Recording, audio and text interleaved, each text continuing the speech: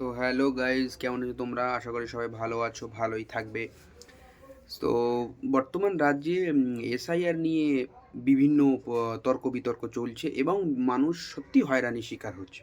যারা বলছে যে হয়রানির শিকার হচ্ছে না, তারা এই জিনিসটা বুঝতে পারবে না কখনো। সত্যি হয়রানির শিকার হচ্ছে মানুষ। চ্যাটার্জি থেকে চট্টোপাধ্যায়, কেন বিয়ের আগে টাইটেল এক, বিয়ের পর, এগুলো এক স্বাভাবিক জিনিস, কিন্তু তার জন্য মানুষকে যেভাবে নোটিশ দিয়ে হয়রানি করার শিকার করা হচ্ছে, সত্যি মানুষ খুবই ব্যতিব্যস্ত। কারোর 4টে ছেলে, কারোর 5টা ছেলে, হ্যাঁ, চেক আপের জন্য ইটস ওকে। বাট এই যে বলে দিচ্ছে না যে ভারতীয় নাগরিক নও, মানে এখনকার যে সদ্য লিস্ট বেরিয়েছে না, যারা ডেথ, যারা মারা গিয়েছে তাদের জন্য ইটস ওকে, যে তারা মারা গিয়েছে তারা লিস্ট থেকে বাদ, এবং এই গণনার জন্য খুবই দরকারি। কিন্তু যাদের কাগজপত্র ঠিক আছে, জাস্ট সামান্য কিছু ভুল, এবং এই আহ, এই ভুলটাও আমাদের ইচ্ছাকৃত নয়। আমরা আমাদের ডকুমেন্টসগুলো জমা দিয়েছি, সঠিক ডকুমেন্টস, যাতে আমাদের নামটা সলিড আসে, ঠিক আসে। এই যাদেরকে দিয়ে এই কাগজগুলো তৈরি করা হচ্ছে, এরাই হচ্ছে আসল কালপ্রিট। এরাই ভুল করে দেয়, এবং এই ভুলের মাসুল আমাদের মতন জনসাধারণকে দিতে হয়। সামান্য ই কার, ও কার, হর্ষই, এর জন্য যে ভুলগুলো তৈরি হয়েছে, এই ভুলগুলোর জন্যই আজকে এই হয়রানির শিকার। এবং এগুলো আমাদের ভুল নয়, এই কাজগুলো যারা করে তাদের ভুল, এবং তাদের ভুলের মাসুল আমাদেরকে দিতে হয়। কারোর 5টা ছেলে, কারোর 6টা ছেলে, এগুলো চেক আপ করা যেতে পারে।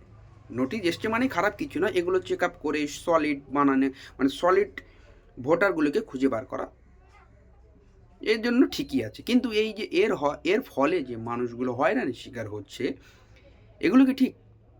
সেই যখন সকলকে হেয়ারিংয়ে ডাকা হচ্ছে, কোনো বুথে 600 ভোটার, নোটিশ ফেরত এসছে 540টা, মানে ভাবতে পারছেন 60 জন, আর বাকি কি থাকে?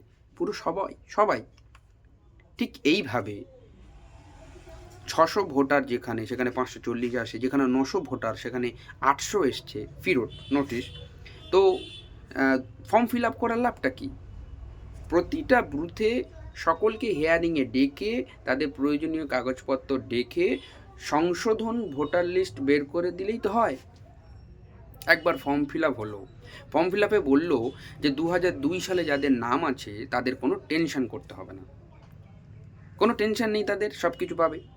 তারপরে বলা হলো যাদের বাবা মায়ের নাম 2002 সালে আছে, তারা যদি বাবা মায়ের নাম দিয়ে পূরণ করে, তাদের কোনো ব্যাপারই নেই, কোনো হিয়ারিং, কোনো নোটিশে ডাকা হবে না। কিন্তু ফর্ম ফিল আপ হয়ে গেল, 2 সালে যাদের নাম আছে তাদের নামেও নোটিশ এসছে, আর যারা বাবা মায়ের নাম দিয়ে পূরণ করেছে তাদের নামেও নোটিশ এসছে। নোটিশ আসাটা হয়তো কোনো মানে বড় ভয়ের কারণ বা বিপদ নয়, কিন্তু বড় কথা হচ্ছে নোটিশ আসার পরে, হেয়ারিংয়ে যাওয়ার পরে, হেয়ারিং হয়ে যাওয়ার পরে যে সংশ্লিষ্ট দপ্তর থেকে যে রিসিপ্ট দেওয়া হবে, অর্থাৎ আপনি কাগজ নিয়েছেন আর আমি কাগজ দিয়েছি, এর প্রমাণস্বরূপ যে রিসিপ্ট কপি সব জায়গায় দেয়, কারণ আমি কাগজ দিয়েছি এর একটা প্রমাণ, আর আপনি কাগজ নিয়েছেন তার প্রমাণ, এই রিসিপ্টেই পাওয়া যাবে আপনার সিল সই। তো সে তো তারা দিচ্ছেই না। এর ফলে সাধারণ মানুষ আরও চরম হয়রানি হচ্ছে, কারণ অন্ধকারে থাকতে হচ্ছে সবসময়। আমি কাগজটা দিয়েছি, সঠিকভাবে হলো কি না, পড়লো কি না, আমি পরে স্ট্যাটাস চেক করতে পারবো কি না, এই জন্যই এত ঝামেলার সৃষ্টি হচ্ছে। যদি নোটিশে সই করে দেয়, অনেক ঝামেলার পরে কিন্তু নোটিশে সই করাটা তারা চালু করেছে, তারা এমনিতে চালু করেনি। মানে ভাঙচুর হয়েছে, সুপ্রিম কোর্ট অর্ডার দিয়েছে, তারপরে অনেক জায়গায়, তা সব জায়গায় নয়, অনেক জায়গায় নোটিশে সই করে দিচ্ছে। এটা একটা ভালো দিক বলবো, কারণ মানুষ অন্তত পক্ষে এটা বিশ্বাস করবে যে আমি কাগজটা দিয়েছি, আর একটা প্রমাণ যে আপনি কাগজটা নিয়েছেন। এই রিসিপ্ট না দেওয়ায় যে হয়রানির শিকার হচ্ছে মানুষ, এটা তো একটা আশঙ্কার কারণ। বিভিন্ন যে 12টা থেকে 2:30 পর্যন্ত সময় দেওয়া হয়েছে, এবং নোটিশে হেয়ারিংয়ে ডাকা হচ্ছে প্রায় একসঙ্গে 500-600 মানুষ। এই 500-600 মানুষের যে মানে একটা দিন নষ্ট, সর্বপ্রথম একটা দিন নষ্ট, যেটা হয়তো মেনে নেওয়া যেতেই পারে, কিন্তু কাগজ দেওয়ার পরে কাগজটা সঠিক গ্রহণ হলো কি না, আমি যে কাগজটা দিলাম সেটা সঠিকভাবে হলো কি না, মানে 3 ঘন্টা লাইন দেওয়ার পরে 3 মিনিটের একটা কার্যকলাপ ছোট করে, যে কাগজটা নেওয়া হলো কি না দেখে নিলাম, নিয়ে আমাদেরকে বলবে চলে যাও, রিসিপ্ট দিতে হবে। মানুষের উচিত এই রিসিপ্ট নেওয়া, ফর্মে সই করে নেওয়া, একটা প্রমাণস্বরূপ রাখা, যে একটা প্রমাণ রাখা যে আমি দিয়েছি। তাহলে 2 সালে যাদের বললো যে লাগবে না তাদেরকেও ডেকেছে, আর আমাদেরকে তো ডাকবেই, কারণ আমরা গার্জেনের নাম দিয়ে পূরণ করেছি, আমাদেরকে ডাকছে। প্রথমে বলল মাধ্যমিক অ্যাডমিট গ্রহণযোগ্য বলে সকলের ফর্ম হলো, তারপরে বিবৃতি এলো কি মাধ্যমিক অ্যাডমিট চলবে না। এখন সুপ্রিম কোর্টের ঠেলানি খাওয়ার পরে আবার বলছে মাধ্যমিক অ্যাডমিট চলবে। মানে মানুষ সত্যি যারা এই কমিশন নিজেই সলিড হতে পারছে না যে কোনটা দেব কোনটা নেব। আমরাও ঠিক সেই রকমই একটা পর্যায়ে পড়ে আছি, কোনটা দেব কোনটা নেব, আদৌ আমাদের কাগজটা হবে কি না। এর আন্ডারে কি চলছে, সামনে ভোট চলে এসছে, ভোটাধিকার থাকবে কিনা, ভোট দেওয়ার অধিকার আমাদের থাকবে কিনা। ভারতবর্ষে জন্মে, ভারতবর্ষে বড় হয়ে, ভারতবর্ষে খেয়ে পরে মেখে বেঁচে থেকে, ভারতবর্ষের শিক্ষা ব্যবস্থা থেকে শিক্ষা অর্জন করার পর সেই বোর্ড থেকে সার্টিফিকেট নেওয়ার পরেও এখনো পর্যন্ত আমাদের দিয়ে ভোট নেওয়ার পরেও সন্দিহান হয় যে এই ভোটারটি বৈধ না অবৈধ। এখন তাহলে আমার প্রশ্ন তাদের কাছে যে এই ভোটারগুলো যদি অবৈধ হয় তাহলে এই ভোটারের দ্বারা নির্বাচিত সরকারও অবৈধ নাকি ভুল বললাম? ভোটার যদি অবৈধ হয় তাহলে এই অবৈধ ভোটার দ্বারা নির্বাচিত সরকারও একজন অবৈধ সরকার।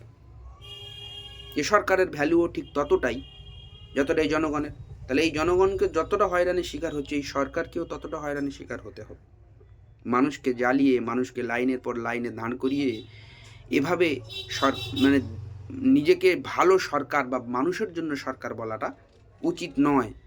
সেটা যারা বুঝেছে আশা করি তারা সামনে ভোটে নিজেদের মনের মতন করে জবাব দেবেন। আপনি কাকে ভোট দেবেন সেটা পরিষ্কার, সেটা আপনার বিশেষ ব্যক্তিগত ব্যাপার, কিন্তু ভোট দেওয়ার আগে একটু ভাবতে হবে কোনটা ঠিক কোনটা ভুল। সারাটা জীবন কিন্তু লাইন দিয়েই কেটে যায়, কখনো রেশনে লাইন, কখনো টাকার লাইনে, কখনো এসআইআরের লাইনে, হ্যাঁ বিভিন্ন লাইনে, কখনো প্যান কার্ডের সঙ্গে আধার কার্ডের লাইনে, ফোন নাম্বার লিঙ্ক করার লাইনে, বিভিন্ন জায়গায় এই লাইন দিতে দিতেই মানুষ শেষ। এমনিতেই রাজ্য তথা সারা দেশে এটা বেকারত্বের ঝড় চলছে। প্রতিটা ঘরে ঘরে বেকার ছেলেরা বসে আছে, কাজ নেই, কর্ম নেই, চুরি ডাকাতি ছিনতাই আবারও বেড়ে চলেছে। কারণ সর্বোপরি মানুষের খিদেটাই সবচেয়ে বড়। জাত ধর্ম এসব দিয়ে বেশি দিন মন বুঝানো যায় না। এটা যত তাড়াতাড়ি বুঝবেন তত তাড়াতাড়ি ভাব। জাত ধর্ম এসব দিয়ে পেট চলে না, পেট চলে খাদ্য দিয়ে, অন্ন দিয়ে। এই অন্ন জোগাড় করতে কিন্তু টাকা লাগে। এটা যত তাড়াতাড়ি আমরা বুঝবো তত তাড়াতাড়ি আমাদের জন্য ভালো। কর্মসংস্থান দরকার, কর্ম দরকার। দেখবেন যখনই কোনো কাজের মধ্যে দিয়ে থাকবেন তখনই এই সমস্ত বাজে চিন্তাধারা সব কিছু বন্ধ হয়ে যাবে। কিন্তু যখন বেকার বসে থাকবেন তখন মাথায় শয়তানি খেলা করবে, এটা করা ঠিক নয়, ওটা করতেই হবে, ওকে জ্বালাতে হবে, ওকে করতে হবে। যখন কোনো কর্মের মধ্যে দিয়ে থাকবেন না তখন মাথায় শুধু কর্মচিন্তা থাকবে, কর্মে কিভাবে নিজেকে এগিয়ে নিয়ে যাবেন, কর্মে কিভাবে নিজেকে সাফল্যিত করবেন। কিন্তু যখন বেকার বসে থাকবেন, ফালতু বসে থাকবেন, মাথায় বিভিন্ন রকম বাজে চিন্তাধারা আসবে কি না আপনারাই বলুন, কমেন্টে জানাবেন আসবেন কি না। তাই কর্মসংস্থান দরকার, যে সরকারই আসুক না কেন। আপনার আমার পছন্দের সরকার, ভারতবর্ষে 140 কোটি মানুষ, যে সরকারে আসে সে 140 কোটির প্রিয় হয়ে আসে না, একটা মেজরিটির প্রিয় হয়ে আসে। 140 কোটির ধরে নিন হাফ হলো 70 কোটি, তো আমি ধরে নিলাম সেখানে 80 কোটি বা 90 কোটি লোকের ফেভারিট হয়ে একটা সরকার আসে।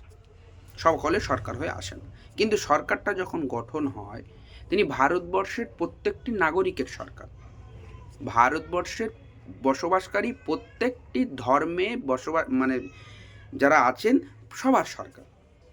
ভারতের কি করে ভালো হবে এইটা সেই সরকারের দেখার কাজ, কোন ধর্মের ভালো হবে এটা দেখার কাজ নয়। আপনি সকলের সরকার, তাই ভালোটা সকলের জন্য করতে হবে। কোনো একটি ধর্মকে টার্গেট করে, সেই ধর্মকে কষ্ট দেওয়ার নাম করে এই যে প্রতিটা মানুষকে আপনি মানে হয়রানি শিকার হচ্ছে, তাদের জবাব তারা দেবে, সময় হলে ঠিকই দেবে। ভারতবর্ষকে কিভাবে এগিয়ে নিয়ে যাওয়া যায় এইটা আমাদের টার্গেট হওয়া উচিত, নাকি কোন ধর্মকে এগিয়ে নিয়ে যাওয়া যায়। ভারত এগোবে তবেই আমরা সকলে বাঁচব, আমরা সকলে মাথা উঁচু করে গর্বের সাথে বলতে পারি আমরা ভারতীয়। বাইরের দেশের কাছে আমাদের সম্মান উজ্জ্ব থাকবে, আমরা ভারতীয়। এটা বলার মধ্যে যে ক্ষমতা, যে আবেগ, যে ভালোবাসা বিরাজ করে, সেটা ধর্মের গোড়ামি দিয়ে চলে না। হ্যাঁ, ধর্ম একটি উজ্জ্ব জিনিস, কেননা এই সব কিছুর ঊর্ধ্বে ধর্ম। ধর্ম আমাদের সঠিক পথে চলতে শেখায়। যারা ধর্মের বই বা ধর্মের নিয়মকানুন জানে, পড়ে, তারাই পড়বে, অন্য কেউ নয়। যারা গীতা পড়েছে, যারা কোরআন পড়েছে, তারা কখনো অন্য কারোর খারাপ চাইতে পারবে না। কারণ ধর্মের এই বইগুলোতে ধর্ম সহিষ্ণুতা শেখায়, ভালোবাসা শেখায়, একাত্মতা শেখায়, মিলিয়ে যাওয়াতে শেখায়, পাশে দাঁড়িয়ে কাঁধে কাঁধ রেখে বাঁচতে শেখায়। আর সংবিধান আমাদের সেই অধিকারটা দেয় যাতে আমরা এই সবগুলোকে মেনে চলতে পারি। তাই কোরআন বলুন, গীতা বলুন, যারা পড়েছে তারা কখনোই ঝামেলায় যাবে না। যারা আংশিক উজ্জ্বল হোয়াটসঅ্যাপ ইউনিভার্সিটি থেকে শিখে এসেছে তাদের গল্প আমি করছি না। যারা ধর্মটাকে সঠিকভাবে জেনেছে, পড়েছে, তারা কখনোই ঝামেলা চাইবে না। আশা করব ভারতবর্ষের প্রতিটি নাগরিক নিজেদের মধ্যে সেই সহিষ্ণুতা বজায় রাখবে। হিন্দু হোক, মুসলিম হোক, খ্রিস্টান হোক, যেই হোক, জাতি প্রথা, জাতি বিভেদ আমরা চাই না। আমরা চাই সম্মিলিত ঐক্যবদ্ধ ভারত, সাম্প্রদায়িক ভারত, যেখানে আমরা সকলে মিলে মিশে একসঙ্গে বসবাস করতে পারি। কারণ আফটার অল হিন্দু হোক বা মুসলিম, বিভিন্ন তর্কাতর্কি থাকতেই পারে। সেই সময় কেন পাকিস্তানে কেউ চলে গেল না দেশ ভাগের সময়? মুসলিমরা যাওয়ার অপশন তোমাদের কাছে ছিল না, যাওয়ার অপশন আমাদের কাছে ছিল। আমরা যাইনি, তার কারণ ভারত আমাদের দেশ, ভারত আমাদের জন্মস্থান, ভারত আমাদের প্রাণ, ভারত আমাদের ভালোবাসা। আমাদের পূর্বপুরুষ যারা ছিলেন তারা ভারতের জন্য প্রাণ দিয়েছেন, শহীদ হয়েছেন ভারতকে স্বাধীন করতে গিয়ে, পাকিস্তানকে নয়। পাকিস্তানকে ভালোবেসে যারা চলে গিয়েছে তারা চুলোয় যাক, বাংলাদেশকে ভালোবেসে যারা চলে গিয়েছে তারা চুলোয় যাক। ভারত আমার দেশ, ভারত আমার শক্তি, ভারত আমার অহংকার। তাই ভারতবর্ষে আছি, আর কারোর ক্ষমতা নেই ভারত থেকে তাড়ানো। আপনি ভারতবর্ষে জন্মেছেন, ভারতবর্ষে খেয়েছেন, ভারতবর্ষে পড়েছেন, ভারতবর্ষের বেঁচে আছেন, তাই গর্বের সাথে জয় হিন্দ, জয় ভারত, কোনো অসুবিধা নেই। কিন্তু যারা ভারতবর্ষে থাকে এবং বাইরের দেশের প্রশংসায় মত্ত, তাদের ভালোবাসায় মত্ত, তাদেরকে বলবো প্লিজ দয়া করে ভারত ত্যাগ করে দিন। সেটা হিন্দু হোক আর মুসলিম, যেই হোক। বাংলাদেশি মানে বাংলাদেশি, পাকিস্তানি মানে পাকিস্তানি, সেটা হিন্দু হোক আর মুসলিম। ভারতে যদি এসে আপনি ভদ্রভাবে ভালোভাবে বেঁচে থাকতে চান, নিজের ইচ্ছায় আসতে পারেন, কেউ আপনাকে বারণ করবে না। ভারত সরকার রাখবে কি না সেটা ভারত সরকারের নিজের বিষয়, কিন্তু ভারতবর্ষে থাকবেন, ভারতবর্ষে খাবেন। পাকিস্তান প্রেমী, বাংলাদেশ প্রেমী লোক আমাদের ভারতবর্ষে চাই না। ভারতবর্ষের লোক ভারতীয় হওয়া চাই। শুধু কাগজ কলমে হয়তো আংশিক প্রমাণ পাওয়া যাবে আপনি ভারতীয়, হৃদয়ে ভারত থাকা চাই। কারণ ভারত অ্যাকচুয়াল আমাদের শক্তি, আমাদের সম্মান, আমাদের শিরোধার্য আমাদের মাথায়। তাই কাগজ কলমে প্রমাণ করার থেকে কাজে প্রমাণ করাটা বেশি জরুরি আপনি ভারতীয় কিনা। এই আধার কার্ড বলুন, আই কার্ড বলুন, প্যান কার্ড বলুন, স্কুল ডকুমেন্টস বলুন, এই সব কিছুই তো ভারত সরকার দ্বারা পরিচালিত এবং ভারত সরকার দ্বারা স্বীকৃত অর্জনপ্রাপ্ত কাগজ। তো এইগুলো যদি নকল হওয়া যায় তাহলে বর্তমান সরকার এবং পিছনের সরকারগুলোকেও তো প্রশ্ন করতে হয় যে এইগুলো যদি নকল করা যায় তাহলে গাফিলতিটা কাদের? আপনাদের। গাফিলতিটা আমাদের নয়। তো তাদের গাফিলতির জন্য সারা ভারতবাসী আজ ভুগছে। তাই ভারতবাসী টোটাল বাংলা এবং বাঙালি এবং গোটা ভারতবাসীর কাছে আমার আবেদন, প্লিজ নিজেদের মধ্যে সহিষ্ণুতা বজায় রাখুন, এই সংকটটা থেকে কাটিয়ে উঠুন, সকলের মিলে পাশে একের অপরের পাশে দাঁড়ান। কারণ এই প্রবলেমটা সবার, হিন্দু মুসলিম সবার। তাই পাশে দাঁড়ানোটা জরুরি বলে মনে করি। কোনো রকম ঝামেলা নয়, অশান্তি নয়, শান্তি চাই, ভালোবাসা চাই। ভারতের জয় হোক, বাঙালির জয় হোক। আমরা প্রধানত তো বাঙালি, তাই বাঙালির জয় হোক, এই কথাই সকলের মনে হওয়া উচিত।